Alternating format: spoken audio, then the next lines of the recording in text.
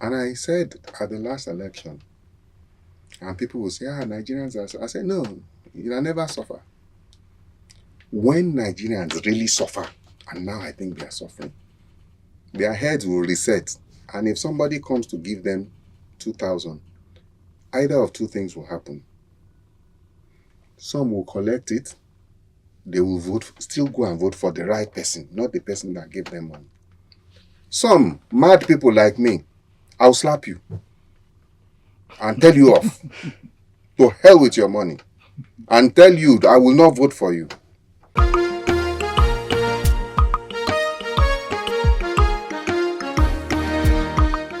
Wow. That's a big question. So investigative journalism, investigative reporting is, they call it different things. Accountability reporting, watchdog reporting. Some people, I thought interpretative or interpretive journalism at the NIJ in 1995. That was also, some people call it interpretative journalism. So it's basically reporting that holds power to account in line with Section 22 of the Constitution, which mandates the media to hold government, its officials, and institutions to account. So the media, the role of the media is exactly to hold government to account on behalf of the people. And so investigative journalism is journalism that is in public interest.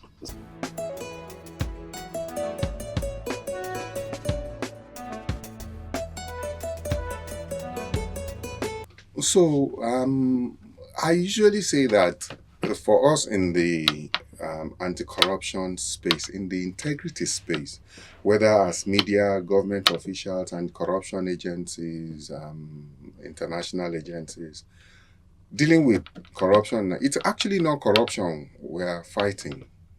It is impunity. How do you mean? So yes, there is corruption. People steal money. There's corruption everywhere. In the US, in Germany, in Europe, in the UK. I think it is in human nature to exploit, situations, laws for personal aggrandizement. The difference is that in other places, there are mechanisms, to hold people to account. The problem in Nigeria is that there might be laws and mechanisms, like the anti-corruption agencies are bound and so on. The problem in Nigeria is impunity. Impunity means that you know that if you commit a crime, okay, you are governor, you steal money, nothing will happen. You will get away with it. And for decades now, there have been governors who we have written about stolen money, but for the UK government, the former governor of Delta State, James Ibori, for example, would never have come before the law, would never have been held to account. He allegedly stole money in Nigeria and laundered it to the UK. Nigeria could not hold him to account for stealing money for corruption. It is the secondary activity, which is money laundering, that he was sent to jail in the UK. It just means that, people know that they will commit a crime and get away with it.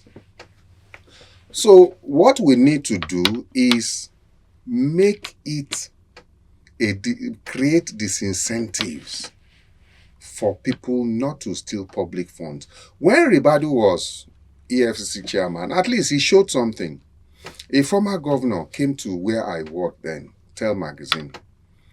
I had done a story and he was angry about it, blah, blah, blah. He came and at the end of the day, he piped down, he calmed down and he confessed. He said that with the work that Nuhu Ribadu was doing, that at least He said he knows that in the long run it won't change anything. But at that point, the impunity and with which governors were just stealing money with reckless abandon would reduce momentarily, and then they will start thinking of more ingenious ways to steal money. It means that we can fight corruption, you know. So I was at the first year anniversary of the ICPC, the new ICPC chairman, Dr. Musa Aliyu. And I had an interview at the ICPC. They said they had a TV program. And I said, we can fight corruption in Nigeria. It starts with the president. How? If there is a political will and the president is serious about fighting corruption, corruption can be dealt with. It then means that, one, the president himself is not corrupt. Doesn't come with any baggage. That was why many of us looked to what a man like Buhari and voted him in, because people thought Buhari was not corrupt. But is it true that Buhari was not corrupt? Is it also true that Buhari did not allow corruption around him? So I rephrase what I said, that the president must have the political will and must be ready to drive the process, so that if there is anybody around the president that is corrupt, because the EFCC chairman, I know of an EFCC chairman that the chief of staff to the vice president will call from the villa and the man will be shaking. The chief of staff that the EFCC chairman and the vice president that the EFCC chairman might have the cause to investigate is calling an EFCC chair. So how can you fight corruption? So the whole situation is so messy. Is the president, number one, must have the seriousness of mind, the political will to drive corruption. If there are sacred cows, Yes. the EFCC, the ICPC, the police finds that a minister is corrupt and they start an investigation, and there are phone calls and the chairman, EFCC or ICPC, has to lay hands off, then we are not serious about fighting corruption. If the ICPC, the EFCC, the anti-corruption agencies are independent, allowed to do their job. But on most occasions, the anti-corruption agencies will tell you that they've done their part, but the judiciary is not helping issue at the same time. Oh, so it's a combination of things: the political, the judicial, everybody's involved. It's and the people. We are talking about the judiciary. Look at what happened. Ododo, what do they call the governor of Kogi State? Yes. That man, it's an embarrassment. It's a shame. It's a scandal that a man like, what is his name now? Yahya Bello. Yes. Ever in a country like Nigeria became governor. If our electoral process, they say that's democracy. If our electoral process is it can't be perfect, is anything to write home about, that kind of person would not have earned a second term. Now, when we talk about the president, the judiciary, what about the people? And I think more than anything, that is where the job of the media lies. We do our job. You were giving an example. Let me learn. Anti-corruption agencies will say they have done their job and so on. This guy is facing corruption allegations. Who is that? Yahya Bello. Okay. He had been a fugitive away. He was hiding from the law. Eventually, when he came out, what happened? Red carpet. The people whose money he allegedly stole rolled out red carpet for him. It means that they are saying, go ahead. You can steal our money. What does that mean? So the people, the Section 22 says that the media should hold government to account. The media is doing its job. The people also have a job to do. I think media, civil society, government, everybody. What the task before us now But don't you see is to involve the people in yeah, but accountability. don't you see that is as a result of pauperizing the people and using poverty as a weapon against the people that made a situation whereby we can even hardly think beyond the horizon and welcome people like this?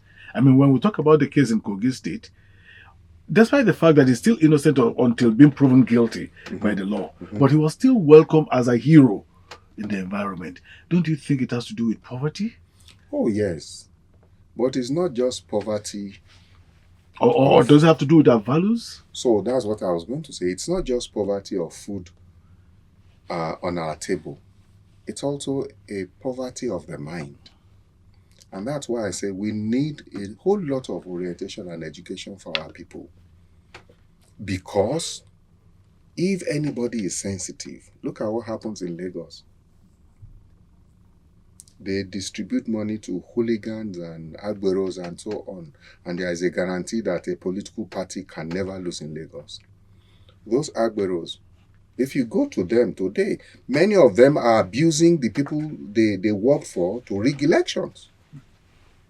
So if they have any sense, they will know that the Indian help and the 4,000 they give them is not going to last them for 4 years. That's number one. Number two, I think that this use of poverty Yes. against the people, meaning that you are giving them 1,000, 2,000. In Ekiti, for example, they were giving, it's so shameful, they were giving people 1,000 naira, 2,000 naira to go and vote. If people, it will come to a point, you can do that up to a point. I'm sure that the suffering will get up to a point, and it's getting there. If you go online, on TikTok and so on, the people who voted for APC in the last election, they are abusing the people they voted for, and they are saying never again. The people who voted for PDP, they are saying the same thing. So the next election, I think, will be very significant for Nigeria.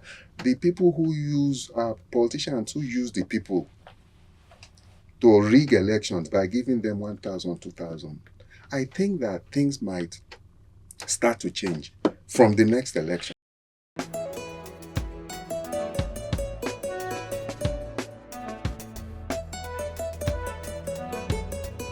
Constituency projects are slush funds for politicians.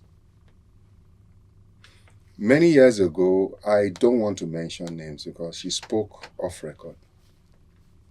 There was a minister, I wouldn't also talk about her portfolio. That might narrow down. And she talked about constituency projects.